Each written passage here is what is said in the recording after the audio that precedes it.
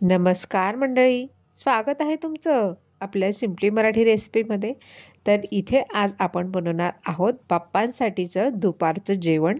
एकदम वेगळ्या पद्धतीने आज मसाले भात आणि शेवभाजी आणि हे तळणीचे कळीदार मोदक आपण आज बनवलेले आहेत। तर तुम्ही इथे बघू शकतात, पूर्ण हा जो स्वयंपाक आहे हा आज बाप्पांसाठी विशेष तयार केला गेलेला आहे। घरोघरी बाप्पांचं आगमन हे झालेलं आहे आणि त्यांच्या सेवेसाठी आपण प्रत्येकजण लगबग करत असतो आणि त्यांच्या आवडीचे मोदक हे प्रत्येकजण बनवतं। तर आज आपण जरा वेगळ्या पद्धतीचा इसे मसाले भात बनवणार आहोत। त्यासाठी मी कुकरमध्ये थोडं तेल घेतलेलं आहे। त्यानंतर इथे 3 ते 4 तेजपान टाकून घेतलेले आहे। त्यानंतर इथे शहाजिरे टाकून घेतलेलं आहे। त्यानंतर आहे इथे 2 चक्रफूल आणि 3 हिरवी विलायची। त्यानंतर आहे इथे दालचिनीचे 2 तुकडे इथे मी टाकून घेतलेले आहेत। हे आपल्याला तेलामध्ये चांगले फ्राय होऊ द्यायचे आहेत। चॅनलवर जर नवीन असाल तर चॅनलला नक्कीच सबस्क्राईब करा। त्यानंतर इथे मी उभा चिरलेला एक कांदा इथे टाकून घेतलेला आहे। तो सुद्धा आपल्याला आता सोनेरी रंग येईपर्यंत इथं छानपैकी फ्राय होऊ द्यायचा आहे। व्हिडिओला कुठेही स्किप करू नका। अतिशय वेगळ्या पद्धतीचा मसाले भात इथे बनून तयार होणार आहे। तर त्यानंतर इथे मी 2 हिरव्या मिरच्या घेतलेल्या आहेत, त्यांना मधोमध कट करून घेतलं।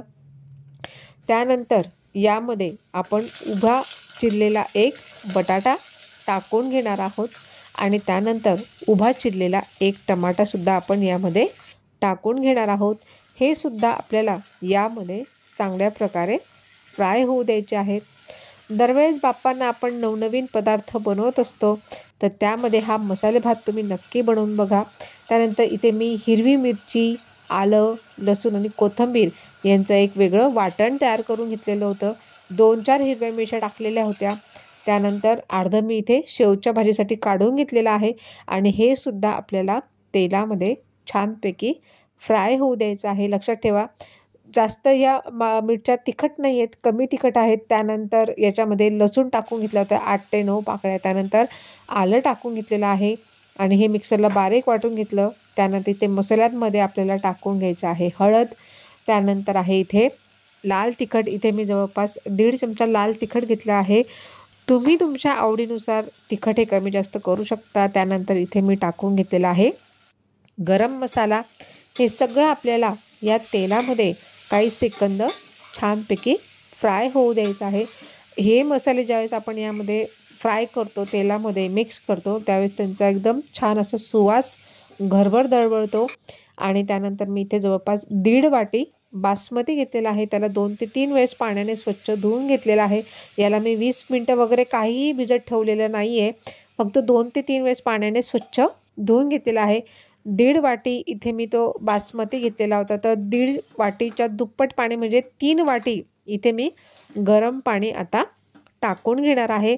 लक्षात ठेवा, इथे आपल्याला थंड पाण्याचा अजिबात वापर करायचा नाही आहे, तर इथे आपल्याला गरमच पाणी टाकायचं आहे आणि जेवढं तुम्ही तांदूळ घ्याल त्याच्या दुप्पट आपल्याला इथे पाणी टाकून घ्यायचं आहे। तर जर तुम्ही 2 वाटी बासमती घेतला तर तुम्ही 4 वाटी इथे पाणी टाकू शकतात। तर तुम्ही बघू शकता, इथे मी जवळपास 3 वाटी पाणी टाकून घेतलेलं आहे। त्यानंतर यामध्ये आपल्याला आता टाकून घ्यायचे आहे काही काजू आणि मनुके। तुम्ही बघू शकता, इथे मी काही काजू टाकून घेतलेले आहे, ऑप्शनल आहे, तुम्हाला जर टाकायचे नसतील नाही टाकले तरी चालतील। आणि काही मनुके आहेत आणि त्यानंतर तुम्ही तुमच्या आवडीनुसार तुम्हाला काही भाज्या यामध्ये टाकून घ्यायच्या असतील तरीसुद्धा तुम्ही त्या टाकू शकता। पण असा जो मसाले भात आहे तो खूपच छान लागतो। त्यानंतर इथे मी चवीनुसार मीठ टाकून घेतलेलं आहे आणि त्यानंतर सगळ्यात शेवटच्या टप्प्यावरती आपल्याला यामध्ये टाकून घ्यायचं आहे 1 चमचा साजूक तूप, की ज्यामुळे या मसाले भाताला एक वेगळीच चव येते आणि खायलाही तो अतिशय अप्रतिम लागतो, चवदार लागतो। आणि त्यानंतर इथे मी जवळपास भरपूर अशी कोथिंबीर इथे टाकून घेतलेली आहे। आता हे आपल्याला सगळं मिक्स करायचं आहे आणि जवळपास मध्यम आचेवरती याच्या आपल्याला 2 शिट्ट्या काढून घ्यायच्या आहेत। लक्षात ठेवा, आपल्याला याला जास्त शिजवण्याची गरज नाही आहे. जवळपास 2 शिट्ट्यांमध्ये आपला मसाले भात अतिशय झटपट बनून तयार आहे. तर त्यानंतर इथे मी तयारी केली आहे शेवची भाजी. ही सुद्धा अतिशय वेगळ्या पद्धतीने आपण बनवणार आहोत. या इथे मी तेल घेतलेलं आहे कढईमध्ये. त्यानंतर 2 तमालपत्र टाकून घेतले आहे. त्यानंतर इथे 2 लाल सुक्या मिरच्या इथे मी टाकून घेतलेल्या आहेत. त्यानंतर एक जवळपास मोठा चमचा आहे, त्यामध्ये मी थोडं बेसन पीठ घेतलेलं आहे. बेसन पिठामुळे काय होतं की भाजीला एक वेगळीच चव येते आणि हे सोनेरी रंग येईपर्यंत आपल्याला पूर्ण भाजून घ्यायचं आहे हे जे बेसन पीठ आहे, म्हणजे जेणेकरून भाजी अशी पातळसर होत नाही, एक असं तिला घट्टपणा येत असतो. आणि अशा पद्धतीने जर तुम्ही शेवभाजी केली तर तुम्ही निश्चितच अशाच प्रकारे दरवेळेस ही भाजी बनवाल. त्यानंतर इथे मी 1 कांदा आणि 1 टमाटा मिक्सरला बारीक वाटून घेतलेलं होतं. हे सुद्धा आता आपल्याला पूर्ण तेल सुटेपर्यंत यामध्ये चांगलं फ्राय होऊ द्यायचं आहे. आणि जो मी तुम्हाला अगोदर सांगितलेलं होतं की हिरवी मिरची, आलं, लसूण, कोथिंबीर यांचं जे वाटण केलेलं होतं, अर्धं आपण घातलेलं होतं मसाले भातात आणि अर्धा आता आपण इथे टाकून घेणार आहोत भाजीमध्ये. यामुळे सुद्धा भाजीला अप्रतिम चव येते. आणि तुम्ही बघू शकता आपले जे मसाला आहे तो आता पूर्णपणे फ्राय झालेला आहे. तुम्ही बघू शकता त्याला सुद्धा आता छानपैकी तेल सुटलेलं आहे. आता यामध्ये आपण काही मसाले टाकून घेणार आहोत. त्यामध्ये आहे अर्धा चमचा हळद, जवळपास 1 चमचा लाल तिखट आणि जवळपास 1 ते 1.25 किंवा 1.5 चमचा तुम्ही इथे किचन किंग मसाला टाकू शकता किंवा तुमच्या घरात जो मसाला तुम्हाला अवेलेबल असेल तो तुम्ही इथे टाकू शकतात. आणि त्यानंतर मसाल्यांना सुद्धा यामध्ये छानपैकी फ्राय होऊ द्यायचं आहे. लक्षात ठेवा, भाजीमध्ये सुद्धा आपल्याला इथे गरम पाणीच टाकायचं आहे.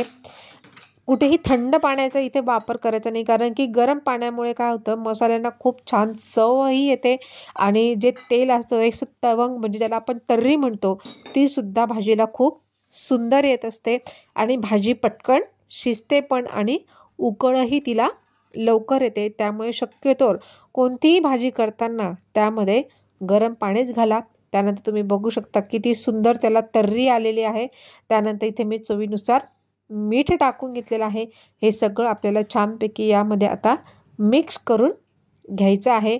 त्यानंतर याला थोडं उकळू द्यायचं आहे.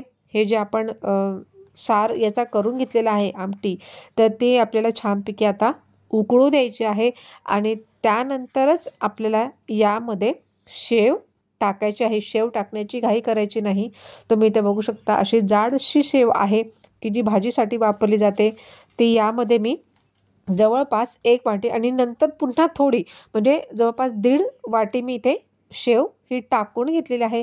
त्यानंतर इथे सुद्धा छानपैकी कोथिंबीर आपल्याला टाकून घ्यायची आहे आणि मंद आचेवरती याला 5 ते 7 मिनटं ही जी शेव आहे हिला आपण आता शिजवून घेणार आहोत.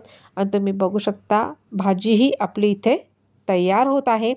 त्यानंतर इथे मी बाप्पांसाठी आज केलेले होते मैद्याचे असे छानपैकी तळणीचे मोदक, कळीचे मोदक आणि त्यामध्ये आहे सारण, आपलं खोबरं आहे, साखर आहे, त्यानंतर विलायची वगैरे त्याची पूड बनवून अशा पद्धतीने आज मी तळणीचे मोदक खास बाप्पांसाठी रोजच असतात, कधी 5 कधी 7, तर आज 11 मोदक झालेले होते बाप्पांसाठी. आणि इथे हे छानपैकी आता मी तळून घेणार आहे सोनेरी रंग येईपर्यंत. जर तुम्हाला या व्हिडिओमध्ये जर हे मोदकांचे जर व्हिडिओ पाहिजे असेल तर तुम्ही मला कमेंट बॉक्समध्ये नक्कीच सांगा. मी याचासुद्धा व्हिडिओ पहिले मी चॅनलवरती दिलेला आहे, तुम्ही चेकसुद्धा करू शकतात. अतिशय खायला खुसखुशीत, खमंग आणि कुरकुरीत असे हे मोदक तयार होत असतात. तुम्ही बघू शकतात आपल्याला सोनेरी रंग येईपर्यंत हे जे मोदक आहेत हे आपल्याला तळून घ्यायचे आहेत. आणि अशा पद्धतीने आपले मोदकही तयार झालेले आहेत. त्यानंतर इथे तुम्ही बघू शकता, आहा काय सुरेख आपला जो मसाले भात आहे तो तयार झालेला आहे. तुम्ही बघू शकता किती छानपैकी तो शिजला गेलेला आहे. प्रत्येक भाताचं शीत हे मोकळं होत आहे, कुठेही तो गचका झालेला नाही. आणि तुम्ही रंग बघू शकता एकदम एकसारखा इथे तयार आहे. त्यानंतर आपली भाजीसुद्धा इथे तयार झालेली आहे. तुम्ही बघू शकता रंग तर सुरेखच आणि वासाने पण तिला एकदमच छान. चला तर मग बाप्पांना आता वाढायची तयारी करूया. पहिले ताट घेतलं आहे. ताटामध्ये पहिले आपण टाकून घेणार आहोत मसाले भात आहे. छानपैकी यामध्ये आता आपण मसाले भात वाढून घेणार आहोत. त्यानंतर आहे इथे शेवची भाजी. छानपैकी अशी झणझणीत तिखट अशी ही शेवची भाजी इथे बनून तयार आहे. तुम्ही बघू शकता रंगही किती सुरेख आलेला आहे.